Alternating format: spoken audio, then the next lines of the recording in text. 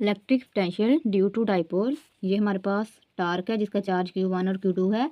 ये हमारे पास parallel lines हैं। तो जो हमारे पास टार्क है वो मूव कर रहा है क्लॉकवाइज डायरेक्शन में। तो जब हम इस पर एक्सटर्नल फोर्स अप्लाई करेंगे, पहले जो है फोर्स इसकी F=QE, ये तब है जब ये हमारे पास क्लॉकवाइज डायरेक्शन में टार्क मूव कर रहा है। जब हम इस पर एक्सटर्नल फोर्स अप्लाई करेंगे तो ये एंटी क्लॉकवाइज डायरेक्शन में मूव करना स्टार्ट कर देगा। तो इसकी जो फोर्स होगी वो नेगेटिव हो जाएगी, F=-QE। अगर हम दोनों फोर्सेस को प्लस करें F + F, तो ये हमारे पास आएगा 0 को इक्वल, +QE -QE। तो हमारे पास आ गया, ये कैंसिल इससे हो गया तो 0 आंसर आ गया हमारे पास। तो नेट फोर्स जो है वो हमारे पास 0 है। अगर नेट फोर्स 0 हो जाती है तो फिर क्वेश्चन ये बनता है कि फिर हम डाइपोल मूव ही क्यों करवाते हैं, क्योंकि फोर्स सेम लाइन में नहीं है। तो इसकी वजह से क्या होता है कि फिर टार्क प्रोड्यूस होता है। तो टार्क जो होगा हमारे पास T is equal to F×D होगा। जब क्रॉस का साइन शो हो तो हमारे पास साइन आता है, जब डॉट हो तो हमारे पास कोस आता है। तो हमारे पास आएगा FD sin थीटा। तो हमारे पास F जो है वो इक्वल है F=QE। तो टार्क हमारे पास इक्वल आ गया QE D sin थीटा।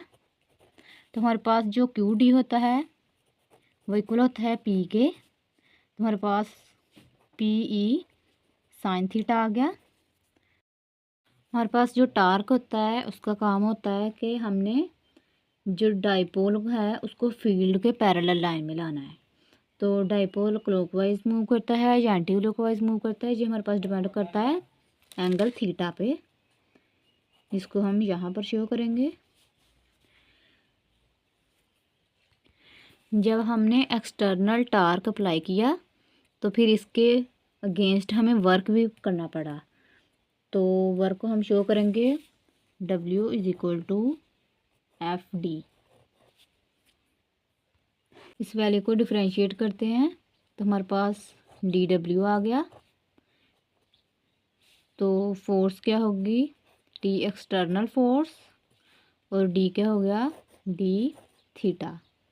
अब हम इसी वैल्यू को इंटीग्रेट करेंगे W1 से W2 लिमिट है ये इसकी, और θ1 से θ2 तक वैल्यू है।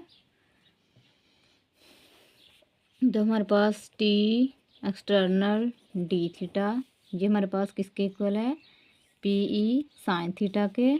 तो हमारे पास वैल्यू आ जाएगी W1 से W2 DW=θ1 T external torque बाहर ले लेंगे तो हमारे पास sin थीटा जो है ये वैल्यू अंदर आ जाएगी D θ2। जब हम इंटीग्रेशन अब इसको करेंगे तो इंटीग्रेशन का मतलब होता है कि अगर इधर हम कंसिडर करते हैं 1 है हमारे पास, तो 1 है तो उसका x आ जाएगा। ये देखो 1 है तो इसको जब इंटीग्रेट किया तो इसका x आ गया, 1 को इंटीग्रेट किया x आ गया। अगर हम डेरिवेटिव लें 1 का तो वो 0 आएगा।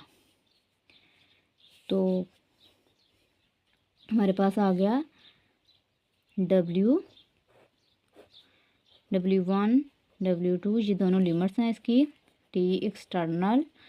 तो जो कोस की इंटीग्रेशन होती है हमारे पास वो होती है,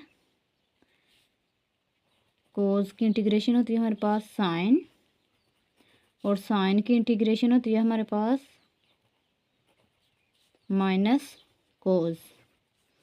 तो हमारे पास वैल्यू आ गई साइन की -cos थीटा, θ1 से θ2 तक लिमिट है इसकी। तो अब हम क्या करते हैं, पहले अपर लिमिट पुट करते हैं फिर lower limit. W2 - W1 = T external cos θ2 साथ माइनस का साइन, माइनस और इधर एक माइनस होता है तो दोनों मिलके प्लस हो जाएंगे। तो cos θ1 W2 minus W1 equal to T external cos theta 2 plus T external cos theta 1। तो हमारे पास W2 जो है वो आ जाएगा इसके equal T external cos theta 2 के, और हमारे पास ये value T external cos theta 1 आ जाएगा W1 के। W1 is equal to T external cos theta 1। अब हम इन जनरल केस में लेते हैं कि हमारे पास जो W होता है वो इक्वल है माइनस EP कोस थीटा। ये हमने माइनस का साइन इसलिए लिया, यानी अगेंस्ट करवा रहे हैं वर्क, इसलिए नेगेटिव साइन आ गया। तो हमारे पास वर्क जो होता है वो U के इक्वल होता है, तो माइनस EP कोस थीटा। अगर इधर साइन हो तो इधर क्रॉस प्रोडक्ट आएगा, अगर इधर कोस हो तो डॉट प्रोडक्ट आएगा। तो हमारे पास U equal to minus E dot P। ये हमारे पास जनरल के केस में आ गया electric potential due to electric dipole.